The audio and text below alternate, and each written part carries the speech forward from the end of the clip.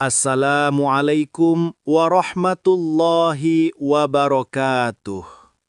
Sahabat hijrah, menuntut ilmu agama bukan sekadar membaca lembaran kitab suci Al-Quran atau menyimak potongan dari hadis Rasulullah alaihi wasallam. Menempuh jalan spiritual menuju ridho Allah adalah perjalanan panjang yang penuh liku, godaan nafsu, dan tipu daya dunia. Disinilah letak pentingnya kehadiran seorang guru mursyid di tengah majelis kita. Beliau bukan hanya pengajar lisan, tapi penunjuk jalan yang telah lebih dulu sampai. Ibarat kompas di tengah samudra luas, mursyid membimbing hati agar tidak tersesat oleh ego, meluruskan niat yang bengkok, dan membersihkan penyakit hati yang tak kasat mata. Tanpa bimbingan guru yang memiliki silsilah ilmu yang tersambung hingga Rasulullah, kita rawan terjebak dalam pemahaman yang keliru atau bahkan kesombongan spiritual. Mari muliakan majelis kita dengan bimbingan guru mursyid, karena ilmu adalah cahaya dan mursyid adalah lentera yang menjaga cahaya itu tetap terang di dalam dada. Temukan keberkahan dalam bimbingan, karena setiap pengembara butuh pemandu untuk pulang. Mari kita bersama, satu jalur, satu gerbong, dengan Rasulullah Muhammad Sallallahu Alaihi Wasallam menuju surga yang dijanjikan Allah Subhanahu wa Ta'ala. Mari kita dengarkan apa yang dikatakan Mursyid Fahmi At-Tamimi dan Ustadz Fauzi Ahmad. Selamat mendengarkan. Bismillahirrahmanirrahim. Assalamualaikum warahmatullahi wabarakatuh.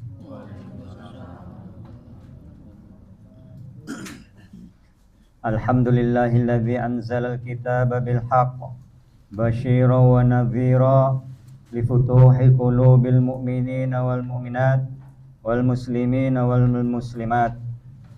Qala Allah ta'ala fi kitabihil karim was-sabiqunal awwaluna minal muhajirin wal ansar walladzina tabauhum bi ihsan radhiyallahu anhum wa radu an wa a'adda lahum jannatin tajri min tahtihal anhar khalidina fiha abada dzalikal fawzul azim. Shadaqallahul azim. Allahumma arhamna bil Qur'an. Al-Mukarram Syekhul Mursyid Fahmi hafizakumullah, para asatidah rahimakumullah, ikhwani rahimakumullah. Mari kita tidak bosan-bosannya senantiasa bersyukur kehadirat Allah Subhanahu wa Ta'ala, karena sampai saat sekarang ini kita bisa hadir ke majelis yang mulia ini, berzikir bersama taqarruban ilallah dan dengan niat menuntut ilmu. Mudah-mudahan dengan keistiqomahan kita ini Allah menambahkan keimanan kepada kita semua, sehingga pada akhirnya Allah ridho kepada kita semua. Amin ya rabbal alamin. Dan perlu kita belajar bersama betapa pentingnya kita mencari guru mursyid, seperti yang sudah kita duduk di sini ini. Tetapi memang cobaan senantiasa ada dalam diri kita, yaitu sebagian ada yang masih ragu, ya, sudah duduk di majelis ini tetapi masih ragu dan ujung-ujungnya berhenti. Ini yang sebenarnya memang dipalingkan oleh setan, Pak. Karena Allah Subhanahu wa Ta'ala berpesan kepada kita dalam surat As-Zukhruf, biar kita betul-betul faham, diulang-ulang. Apa kata Allah? Wala yasuddannakumus syaitan innahu lakum aduwwum mubin. Ini kata Allah. Allah berpesan, janganlah kamu sekali-sekali dipalingkan oleh syaitan, karena syaitan itu musuh yang nyata. Ini pesan Allah. Ya. Mari kami menjelaskan tentang ulama tasawuf, buat ibrah, buat pelajaran untuk kita semua, ya. Ini tentang ulama tasawuf Ibnu Qayyim al-Jauziyah, betapa pentingnya mencari guru mursyid, ya. Babnya ulama sufi Ibnu Qayyim al-Jauziyah ini gurunya Ibnu Katsir, Pak. Gurunya Ibnu Katsir yang mengarang kitab Tafsir Ibnu Katsir. Gurunya beliau, ya. Ini hidup di abad ke-7 Hijriyah. Beliau mengarang kitab Madarijus Salikin, ya. Tahapan atau tingkatan para murid atau seperti kita ini akan mencari Allah, mencari taqarruban ilallah, mendekatkan diri kepada Allah. Ini judul kitabnya, Madarijus Salikin, ya. Isi kitabnya, kitab tasawuf, disebutkan bahwa murid, ini dalam kitabnya, isi kandungan kitabnya, bahwa murid itu wajib menghubungkan batinnya dengan mursyid, dengan mursyidnya, ya. Jadi supaya murid itu selalu dibimbing oleh guru mursyidnya. Dengan bimbingan mursyid itu, ibadah muridnya akan diterima oleh Allah, ya. Ini isi kandungan kitabnya. Ibadah muridnya akan diterima oleh Allah, termasuk minal wasilin ilallah, termasuk kita ini yang bisa nyambung kepada Allah, connect kepada Allah. Ini judul kitabnya. Jadi seperti para sahabat, Pak, dengan Nabi Muhammad sallallahu alaihi wasallam, ya, diterima amalnya apa tidak para sahabat itu, ya. Ini karena bimbingan Nabi, Pak. Sahabat itu dapat gelar radhiyallahu anhum, ya, wa radu'an. Karena apa?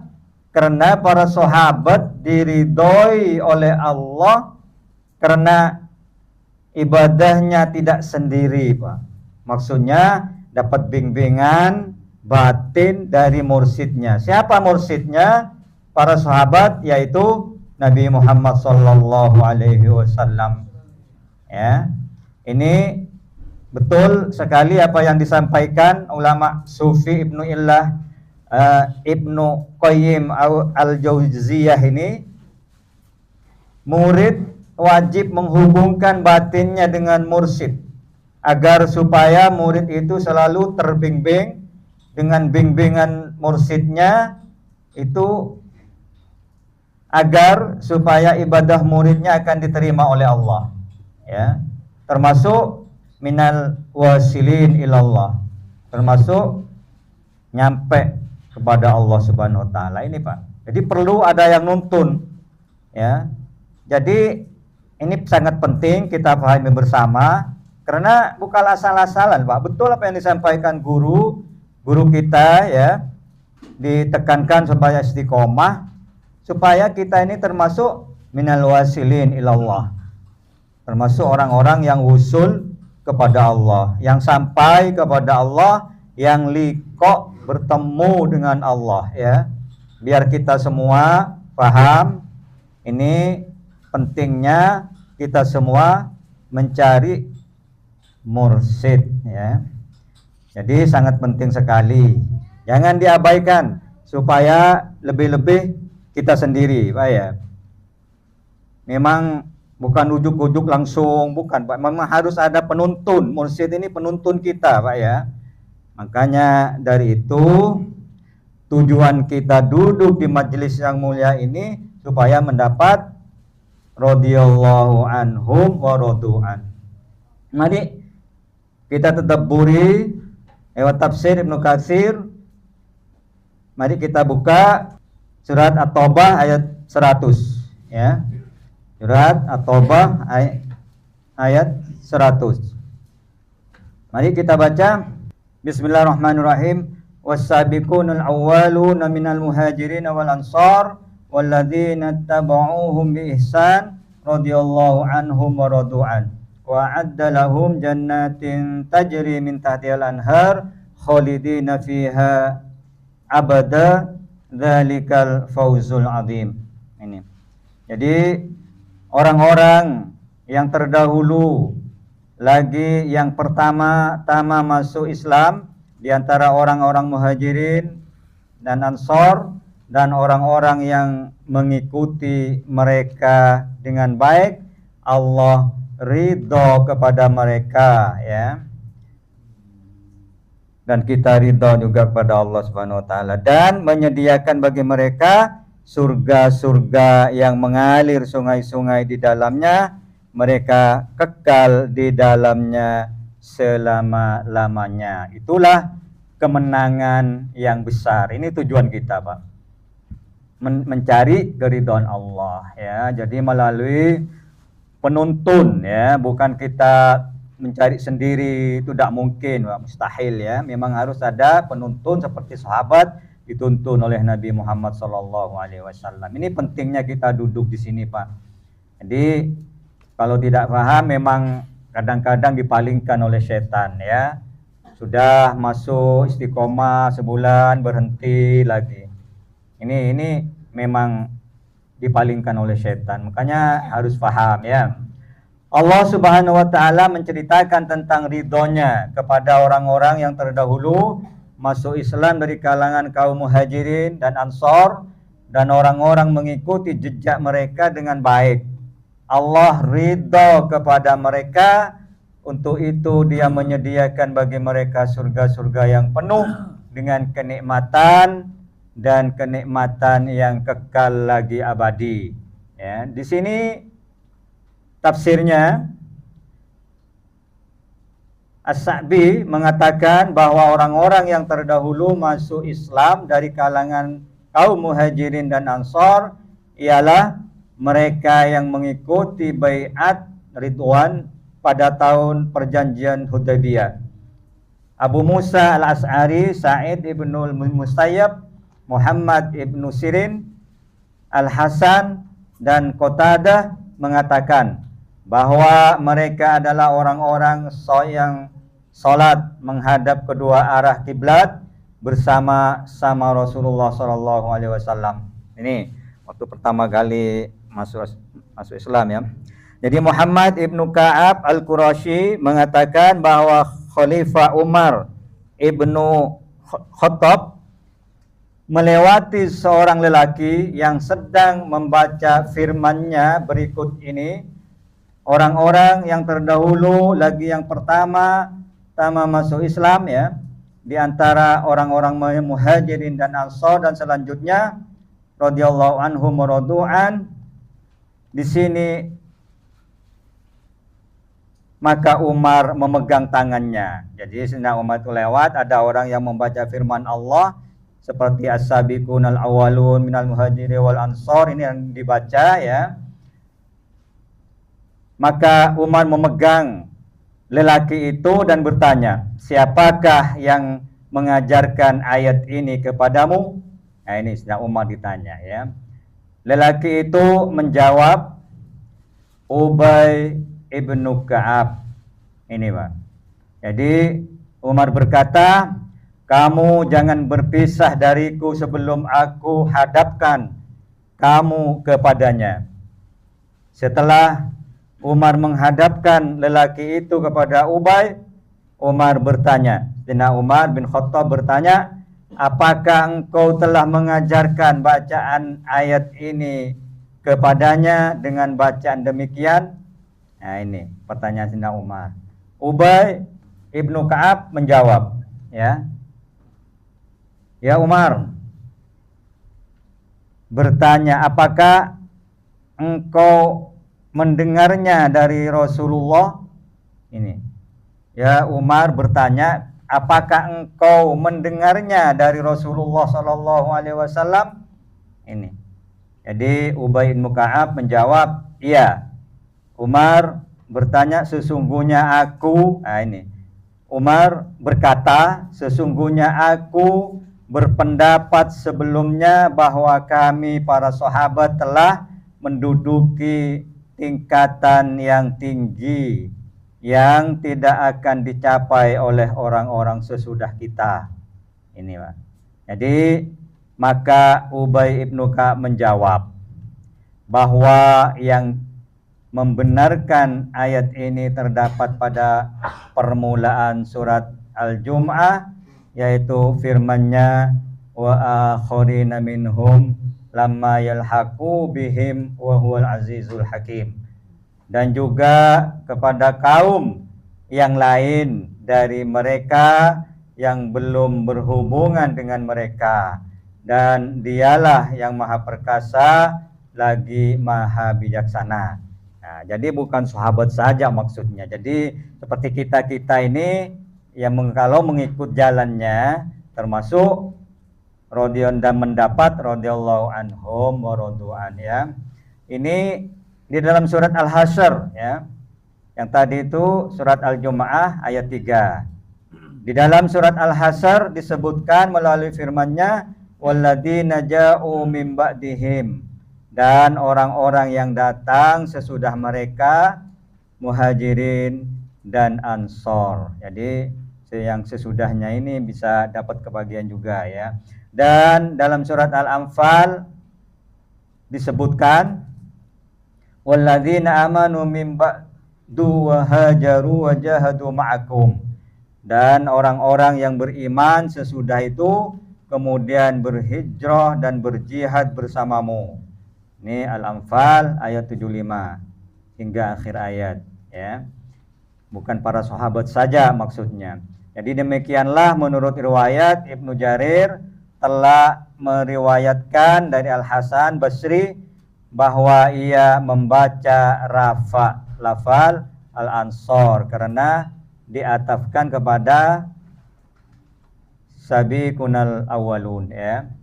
Jadi Allah Subhanahu wa taala telah memberitakan bahwa ia telah ridho kepada orang-orang yang terdahulu masuk Islam dari kalangan kaum muhajirin dan ansor, serta orang-orang yang mengikuti mereka dengan baik, ya. Ini penjelasannya. Maka celakalah bagi orang-orang yang membenci mereka, mencaci mereka, atau membenci, mencaci sebagian dari mereka, terlebih lagi terhadap penghulu para sahabat sesudah Rasul Shallallahu Alaihi Wasallam. Dan yang paling baik serta yang paling utama di antara mereka yaitu Siddiqul Akbar, jadi Khalifah Rasulullah Shallallahu Alaihi Wasallam, di Abu Bakar Abu Quhafah radhiyallahu an. Ini loh, Pak. Jadi ini yang dapat radhiyallahu an. Lain halnya dengan golongan yang terhina dari kalangan golongan Rafidah Khawarij, ya. Rafidah ini Khawarij. Mereka memusuhi sahabat, yang paling utama membenci mereka serta memusuhinya. Semoga Allah melindungi kita dari hal tersebut. Hal ini jelas menunjukkan bahwa akal mereka telah terbalik dan kalbu mereka telah tertutup. Maka mana mungkin mereka dinamakan sebagai orang-orang yang beriman kepada Al-Quran bila mereka membenci orang yang diridhoi oleh Allah Subhanahu wa taala. Jadi berbeda dengan golongan ahli sunnah, maka mereka ridho kepada orang-orang yang diridhoi Allah mencaci orang-orang yang dicaci oleh Allah dan Rasul-Nya. Jadi memihak kepada orang-orang di pihak oleh Allah dan memusuhi orang-orang yang dimusuhi oleh Allah. Dengan demikian mereka adalah orang-orang yang mengikuti Rasul dan sahabat-sahabatnya, bukan orang-orang ahli bid'ah, dan mereka adalah orang-orang yang bertaklid, bukan orang-orang yang memulai.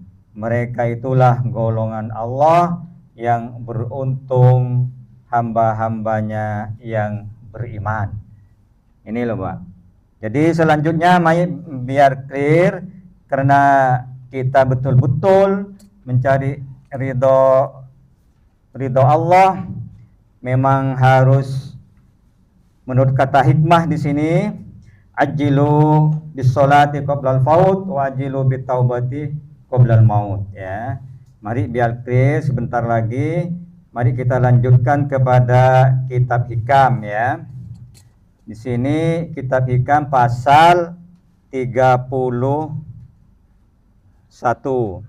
Mari kita baca. Ini kata Kiai Musonib. Bismillahirrahmanirrahim. La tatarokkab furughal aghyar fa inna dzalika yaqta'uka an wujudi muraqabatilah fima muqimuka fihi. Karena waktu ini memang harus difungsikan. Jangan menantikan habisnya penghalang-penghalang untuk lebih mendekat kepada Allah. Sebab yang demikian itu akan memutuskan engkau dari kewajiban menunaikan hak terhadap apa yang Allah telah mendudukkan engkau di dalamnya. Sebab yang demikian itu memutuskan kewaspadaanmu terhadap kewajibanmu. Di sini yang dituntut bagi salik, ya, bagi seperti kita ini salik namanya. Jadi mau taqarruban ilallah, mencari pendekatan diri kepada Allah, ya, yaitu selalu melakukan amal ibadah dan selalu mengawasi takdir Allah pada amal yang kau kerjakan. Jangan terpengaruh dengan apa-apa yang menjadikan kau ragu, ya, dan penghalangnya ibadah. Abdullah bin Umar radhiyallahu an berkata, jika engkau berada di waktu senja, maka jangan menunggu tibanya pagi. Demikian pula, jika engkau berada di waktu pagi, jangan menunggu sore hari. Pergunakanlah kesempatan di waktu muda, di waktu sehat, kuat, waktu punya, maksudnya waktu kaya, ya, untuk menghadapi masa tua, sakit, lemah, dan miskin. Di sini Sahal bin Abdullah At-Tustari, ya, berkata, jika tiba waktu malam, maka jangan berharap tibanya siang hari, sehingga engkau menunaikan hak Allah waktu malam itu, dan menjaga benar-benar hawa nafsumu. Demikianlah pula bila engkau berada pada pagi hari, Allah berfirman, kami Allah akan menguji kamu dengan kejahatan dan kebaikan sebagai ujian, dan kepada kami kamu akan dikembalikan. Al-Anbiya ayat 35. Ini kadangkala ujian itu berupa sehat, sakit, kesulitan, kelapangan, kekayaan, dan kemiskinan. Ujian keyakinan terhadap Allah Subhanahu wa taala, sampai di mana ia mensyukuri nikmat dan bagaimana ia bersabar menghadapi musibah. Ini Pak. Jadi ini juga sangat penting. Mudah-mudahan apa yang kami sampaikan bersamaan dengan turun hidayah dari Allah Subhanahu wa taala. Maka dari itu, mari guru kita untuk memantapkan apa yang kami sampaikan, dan dari kami kalau ada kesalahan kami mohon maaf yang sebesar-besarnya. wa hadanallah wal afwa minkum. Assalamualaikum warahmatullahi wabarakatuh. Kalau menurutmu video ini bagus dan kalian suka dan merasa bermanfaat, yuk jangan ragu untuk klik tombol like di bawah sekarang juga. Satu jempol dari kalian sangat berarti untuk channel ini bisa terus berkembang dan menghadirkan konten yang lebih keren lagi buat kalian semua. Terima kasih buat dukungannya, semoga Allah memberikan kesehatan dan rizki yang melimpah. Sampai jumpa di video berikutnya.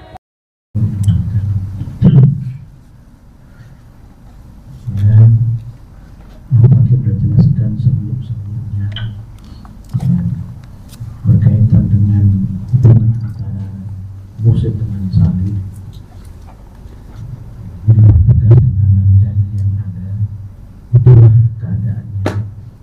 Di antara salib dan musik itu ada keterkaitan. Di saat terjadi komitmen, ada penyerahan, ada yang bertanggung jawab. Agak sisinya agak berbeda toriko ini dengan toriko yang lain. Kalau toriko yang lain mungkin itu dengan berjabat tangan, berhadapan langsung. Kalau toriko ini cukup membaca amalannya, maka insya Allah ada yang mampu. Alhamdulillah, sudah Masya Allah, ya, sudah fokus insya Allah. Dan terjadi ini ya, selama ini ya, sebagian daripada kalian ya istiqomah, sebagian daripada kalian melaksanakan perintah Allah dengan benar, sebagian daripada kalian lebih baik, lebih khusyuk daripada sebelumnya. Membahas menurut pendapat Ibnu Qayyim al-Jauziyah ya, ya seperti itu, ada keterkaitan antara salib dengan musik, ya sebaliknya musik dan salib. Dan Allah berikan berkah barokah kepada kita. Amin. Berikan kemudahan untuk melaksanakan puasa Ramadan. Amin.